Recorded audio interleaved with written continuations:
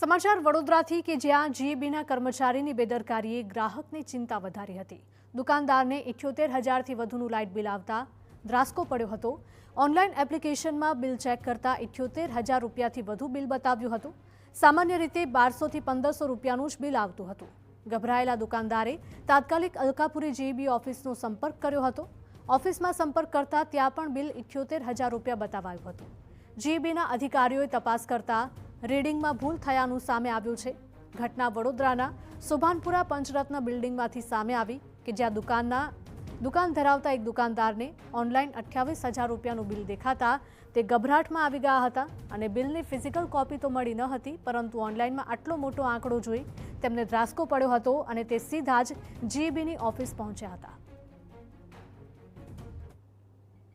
Google में जेटलो message अने यहाँ जईने मैं चेक कराव्युं तो त्यां पण एवुं ज बिल देखाड़तुं हतुं 78,605 रुपया।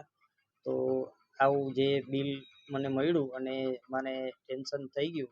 तो हवे वडोदरामां जे जीईबीना कर्मचारीओ छे तेमने मारी खास विनंती के ज्यारे पण रीडिंग लखवा आवे तो ई लोकोने विचारवुं जोईए के भाई बिल आ जे आटલું મોટું बिल कोई जोशे तो एने કેટલી તકલીફ થશે।